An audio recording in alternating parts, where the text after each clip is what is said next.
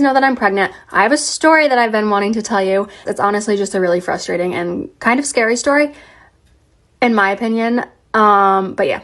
So when I found out that I was pregnant, I went on to Marketplace, which is what I do my health insurance through, and found out that I had been kicked off my health insurance and I didn't know it. That was not the first time that it happened. I think it was the third time actually, and they don't tell me and they can't tell me why I was kicked off. They just kicked me off and I have no idea.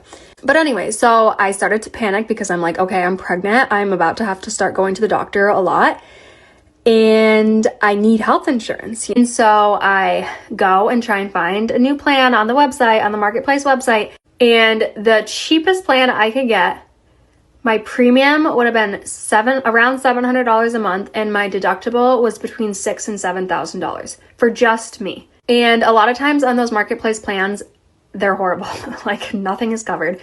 I looked into it and my prenatal care would have been covered, but I didn't know exactly what that entailed and they couldn't tell me. Like I need a bunch of heart scans done during this pregnancy and a bunch of other types of testing done that most typical pregnancies don't require.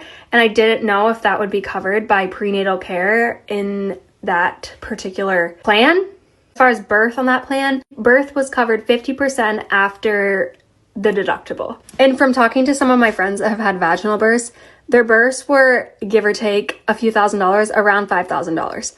And my plan is to have a VBAC. So anyways, before my first appointment, I'm like frantically trying to figure out, because I have no idea how much an ultrasound costs, how much anything costs. So I'm trying to figure out if it makes more sense for me to be self-pay or to pay for this, set my $700 a month premium and then my $6,000 deductible. So I ended up not paying for the health insurance. I have been self-pay so far in my pregnancy.